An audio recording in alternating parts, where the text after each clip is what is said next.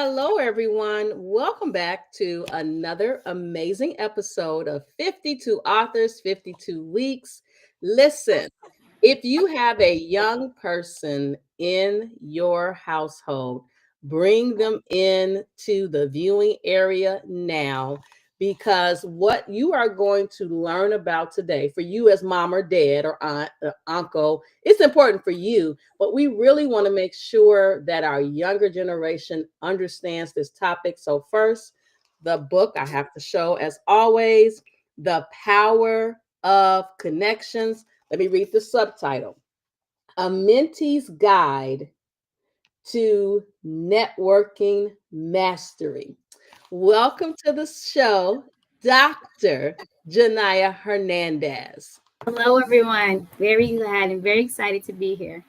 Now, listen, Dr. J, I got a bone to pick with you Let's do it. because I was looking at your LinkedIn profile and I was like, doctorate. I don't see doctor anywhere on the profile. So what's the deal? Are you a doctor or not? I'm a doctor. I earned all those letters. Yes. I'll give you the reason why I didn't put doctor on the book. I didn't want it to be audience that I was trying to capture. Sometimes, especially in certain communities, when there's too many letters involved, they feel that we are far removed, right? We don't really know the message. And what's important to me is not really the recognition of my letters. Like I did that for me, but to capture the message that I'm trying to bring forth, Janaya needs to speak to the crowd and not so much Dr. J. Now, when you want to know, do I know what I'm talking about? Dr. J comes forth. And there was an important reason for that. Like I have many family members and friends, and they were like, "Why didn't you put your letters up there?" And I was like, "Listen, those letters were for me, and to make sure that I had the information that I'm sharing. But I don't want the audience that I'm trying to capture to be hesitant to pick up the book." So that was the really main reason why it says Janaya Hernandez and not Dr. J. Okay, now what about on the LinkedIn profile? Because So I I had to like dig into your profile to find it. so again, I have a rainbow variety of audience that follow me. I have early careerists, I have mid careerists, I have veterans, I have mothers, I have mentees, and I like to build a genuine connection. So I can't give it all to you in the subtitle, right? I give you just a sprinkle, just enough. I have people that are in my inbox that says, "Hey, I see you went to Liberty. I went to Liberty." Or I have people that say, "I see you going for your candidacy." And then it starts a conversation and I'm like, "Oh, I finished. I finished last summer." I was very proud of that. But if we have nothing to continue to talk about, then what would be the power of that connection? So, I strategically give you just enough to want to be intrigued. And that's my advice that I give to mentees when I do my mentorships. I love it. Well, I was just making sure that you weren't like me. And I'll just share that initially when I graduated, it was rough just to get through the program, had Yes. lots of ups and downs. And I, for a while, did not even include it in my signature line and all of that. And my husband was like, listen, you worked very hard to be Dr. Campbell. You need to put that on everything. And then what really sealed the deal for me was I was working with a marketing company, Mhm. and what they said to me really was eye-opening. But they said people aren't going to purchase your service because of the name of the business. And at that time, my business was Physician Practice Resources. And they said Mhm. they're not going to come to the business based on that name. They're going to come based on your name. And so you have to put you in front of everything else. And so that kind of stuck with me. But I do like that you are tailoring your presentation to your audience, because I do know that sometimes people are intimidated when they hear the title of doctor. And I tell people Yes. all the time, I am from the south side of Chicago, grew up in the inner city, went through all the struggles to get to where I am today. So I proudly wear it with like a badge of honor. Yes, and well deserving. And again, I think it just resonates with what you're branding, what you're selling. So I don't want to have anyone feel that they can't approach me. I appreciate that you're Dr. Campbell, because if I'm looking into consultation, I want someone with those letters behind their name that know what they're talking about. For my benefit, I want someone to be comfortable to network and communicate with me. And once they get to know me, they know all the letters, the whole alphabet soup. Like I don't hide anything, but I want to be able and be approachable. So, and my friends tell me all the time, you need your next book, you got to make sure you put the doctor. I'm like, author Janaya is Janaya Hernandez. You know, when I'm out at the business, at the board table, everyone in the room knows I'm a doctor. So I try to separate the worlds but bring them together. I love it. So, listen, let's dig into the book. And so, let me just tell you, thank you for writing this book because my youngest daughter, who is 26, Miss Tiffany, has a bachelor's degree in healthcare administration. She's down in the Houston, Texas area. I sent her a message about attending a networking meeting for NASI, and she was like, I didn't go because I don't really get anything out of networking based on the events that I've been to. And so then my husband was like, Babe, I think you're going to have to teach her how to network, and the importance of networking and the benefits of networking. But I don't have to really go through that whole spiel now because I have something to give to her that says it all. And then, of course, it's not mom saying it, it's Janaya saying it, right? And I think Tiffany will buy into it more. So I want to thank you for writing this book because I've taught in the higher education space since 97. And I tell students all the time, you have to network, you have to network. So I'm just going to tell you, my new thing is going to be, there's some power in networking. There's some power in connections. And I want you to buy this book Thank you. that I talks appreciate it. about it because then it's not coming from me. Because a lot of times I think people think we don't know what we're talking about because Yes. we've quote unquote surpassed them. But at the end of the day, I'll just speak for myself personally. I'm constantly reinventing myself, and I learned something in the book. Which I'm humbly grateful and very proud that it's doing what it served to do. I wanted to make it relatable. That is very much what my brand is, being approachable. Not only do I, write about it, I practice it. And being in a mentorship role or even being a mentee, you have to have a way to communicate. Like communication is the base of our networking. And if you're not networking, you're not working. So that's always going to be your first job. And how can we make that relatable to early careerists? And that's why I purposely made the book an easy read. It's tailored for early careerists, but keeping in mind our mid-level and senior careers can go back and learn something. Like you said, networking doesn't stop and learning doesn't stop, and you have to be able to keep up with the times, but keep something that's concrete. It's like that one blazer that's never gonna go away. I can pull it out every fall. Someone's gonna ask me where I got it from. I'm gonna say I had it for years. And that was the reason I wrote the book. So someone can say, I'm having difficulties, to your daughter's point. When am I going to get out of going to an NAHSC conference? Let me reference it and let me have some tools and a way to approach it so that I can make it beneficial for me. Because that's what you have to do when you go to these conferences. You need to make them beneficial for you. It's the actions beyond registration. That's the first part is the registration. Getting there is the hardest, and once you're there, you just need to know how to go about it. That's it.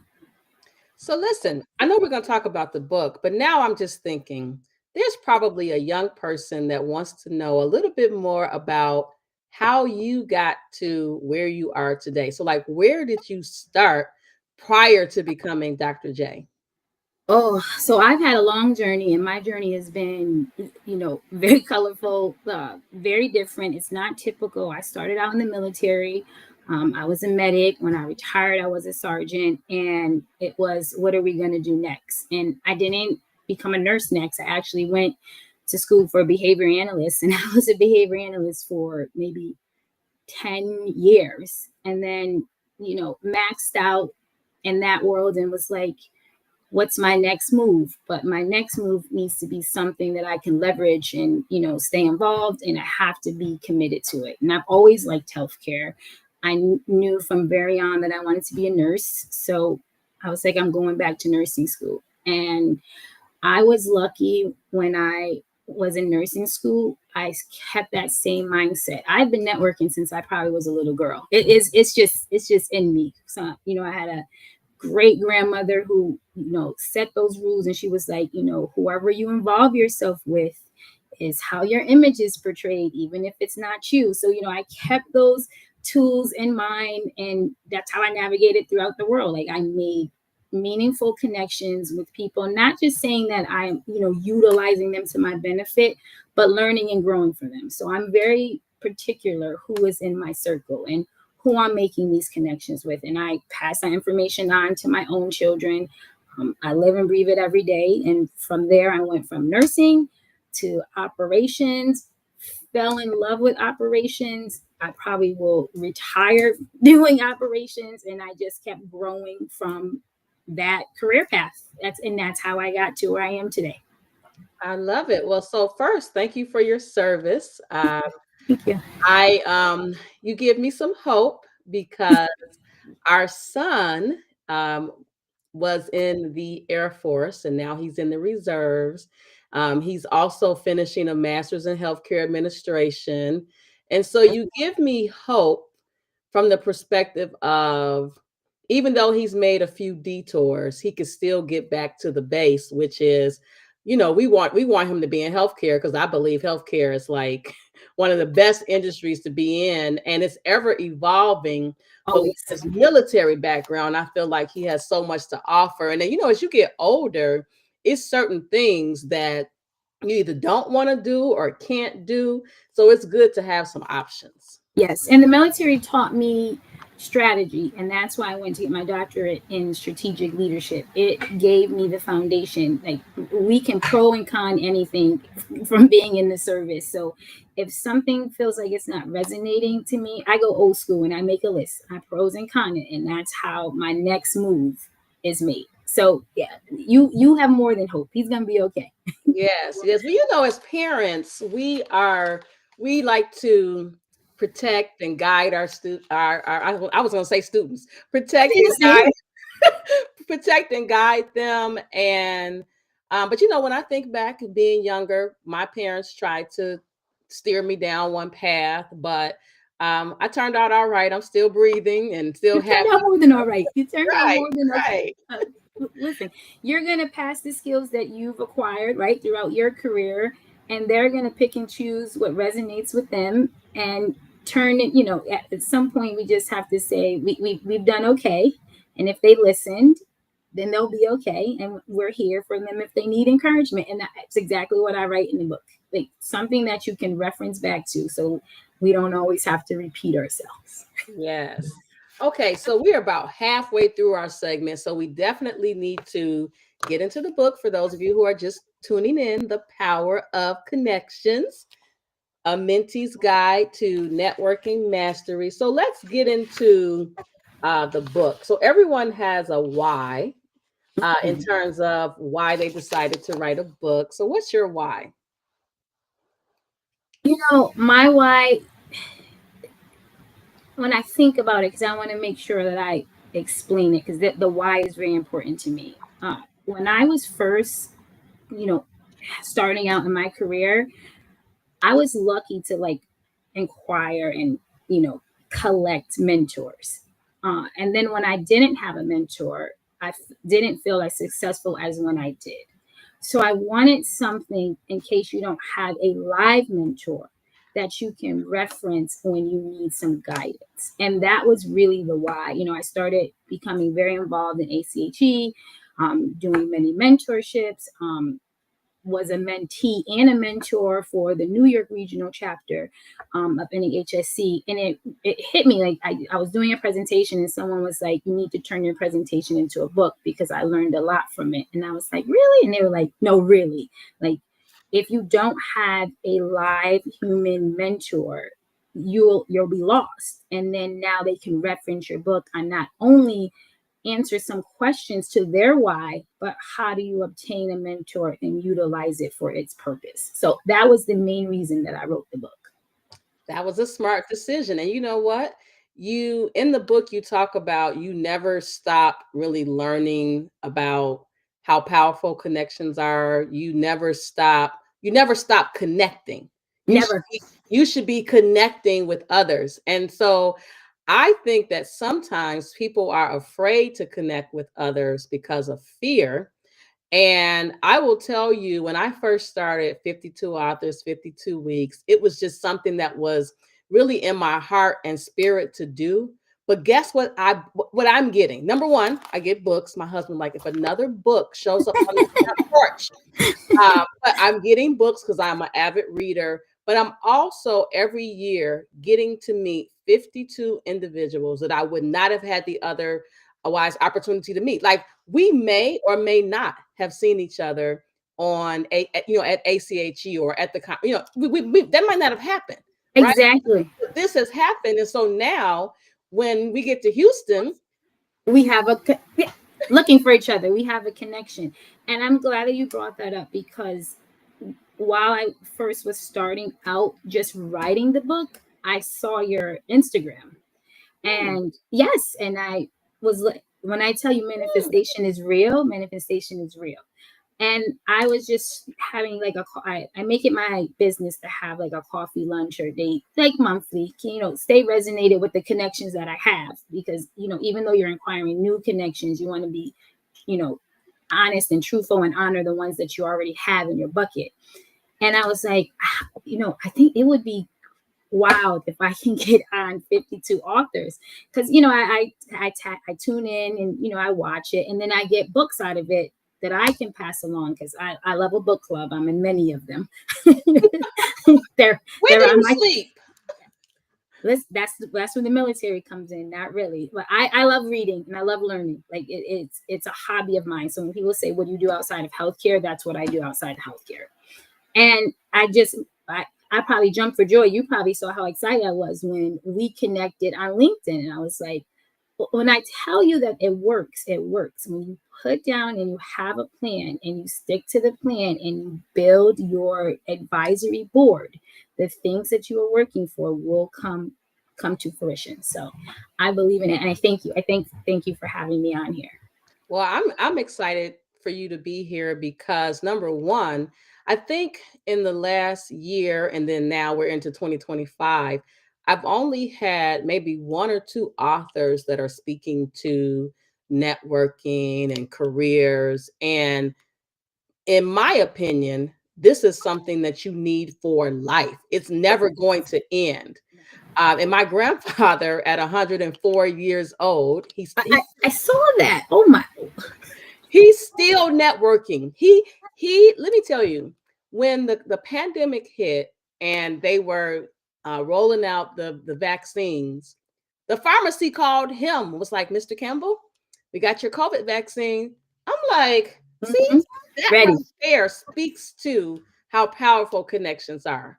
Yes. And people think that networking is just for your career. No, networking is for everything. You need advice on and in work, like everything. You should be making meaningful connections amongst you. That's how you build friendships. That's how you find out who's genuine friendship, and then you can separate who colleagues are.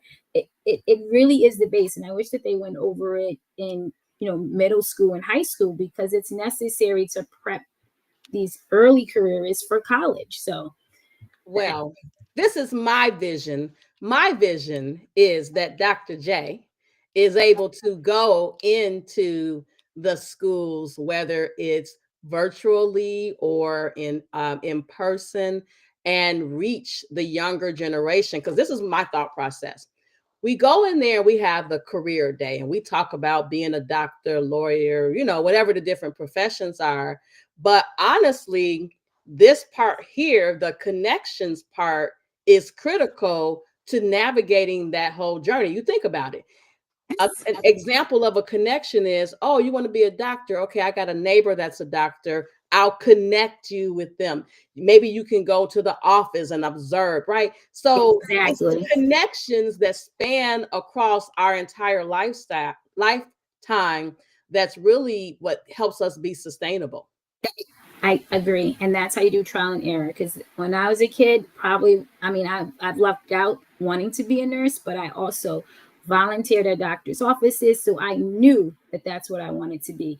And everyone knows someone who knows someone. And based off those connections, I was able to get a lot of internships, join a lot of programs, find out about a lot of programs. And literally, from the time from sixth grade on, it really should be taught in the school system, and the advice should be given to. But now we have mom and dads and everyone that has a book, and we have a platform, and now we know we can take charge of that. So I'm on board with your vision. I love it. I see it. I see it because here in Chicago, and I should give this disclaimer because my husband and I, do not live in Chicago.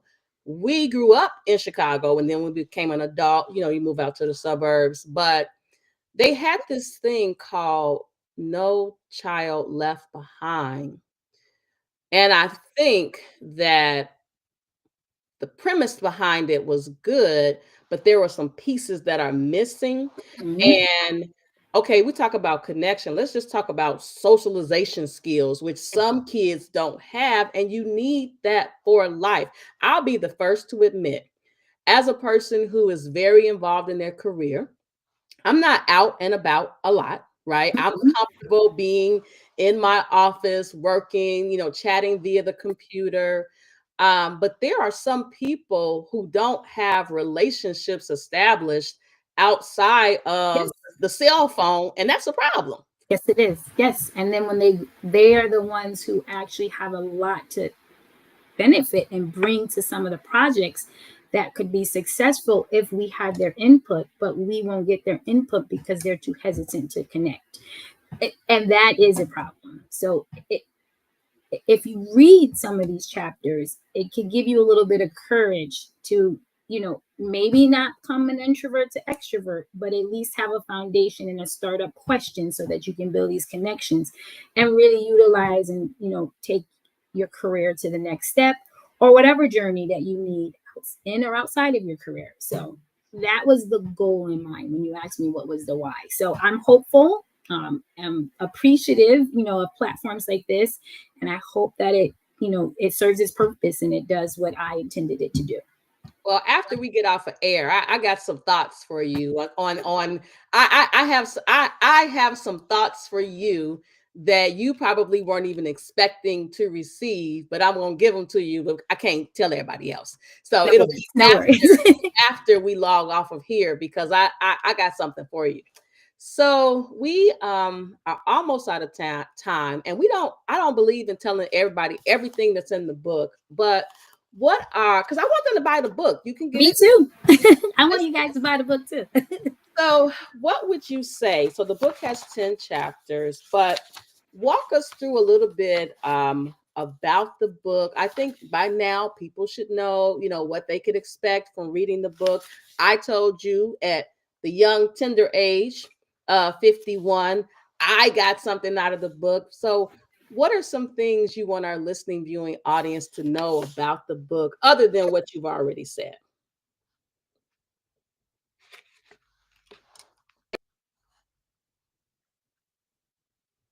Utilize that. There's some technology, what to do when you're in conferences, some question openers, some icebreakers that you probably wouldn't have thought of on your own. And, we give you a little phrase and some bulletins and just some practices that you can do so that you can make it you and you just get the boost that you need. And that is what you can get from the book from chapter 1 to chapter 10.